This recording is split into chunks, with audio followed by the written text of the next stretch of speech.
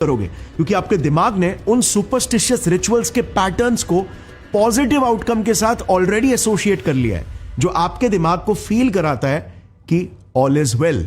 ऐसा ही कुछ जवाब टेनिस चैंपियन राफेल नडाल ने भी अपने ऑटोबायोग्राफी में दिया था। उन्होंने कहा कि लोगों को ऐसा लग सकता है कि यह सब अंधविश्वास है, लेकिन अगर अंधविश्वास होता तो मैं इन्हें अपने हर मैच में क्यों करता, चाहे मैं जीतूं या हारूं। मुझे कुछ तो फायदा मिल रहा है ना। मैं अपने फिजिकल एनवायरनमेंट के ऑर्डर को अपने दिमाग के ऑर्डर के हिसाब से अरेंज करता हूं, और यह मुझे एक sense of comfort and control देता है। इंसानी दिमाग की सबसे बड़ी प्रायोरिटी सिर्फ एक है, और वो है आपको हर हाल में सेफ रखना। कभी भी आपकी सेफ्टी क्वेश्चन में अगर आ जाए तो डर और एंजाइटी आपको अपने वश में कर लेती है और आप अपना 100% नहीं दे पाते।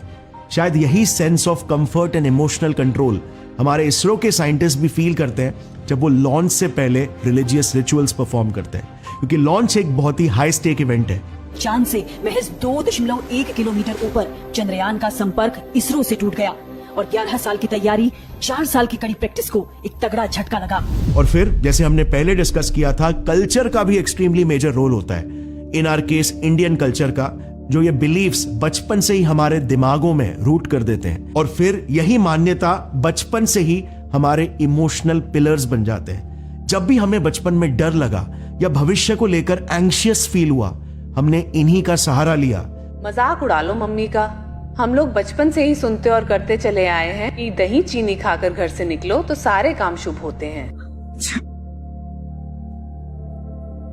सीरियसली? अरे भाई होता है, मान जा। अब 2 मिनट बाद चलते हैं। और इसीलिए ये हमारे दिमाग में डीपली इंटीग्रेट होकर हमारी पहचान ही बन जाते हैं। सो क्या इसका मतलब ये हुआ कि ये सारे साइंटिस्ट अगर सुपरस्टिशियस या नॉन साइंटिफिक बातों में बिलीव करते हैं, तो क्या ये साइंटिस्ट रैशनल ही नहीं है? आई मीन, साइंटिस्ट का नॉन साइंटिफिक बातों में बिलीव करना, ये तो पैराडॉक्स हुआ, राइट? वेल, यहीं पर आता है एक बहुत ही इंटरेस्टिंग फैक्ट हमारे दिमाग के बारे में।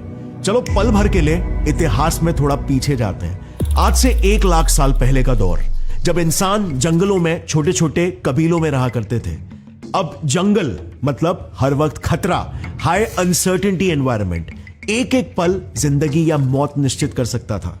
ऐसे में इमेजिन करो, एक इंसान मस्त घास में बैठकर आराम कर रहा है और अचानक से उसके सामने की झाड़ियों से पत्ते के हिलने की आवाज आती है।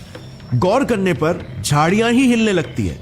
अब ऐसे में उसका कौन सा रिस्पॉन्स उसके लिए सबसे सेफ होगा? नंबर 1, उस हिलती हुई झाड़ियों को देखकर इग्नोर कर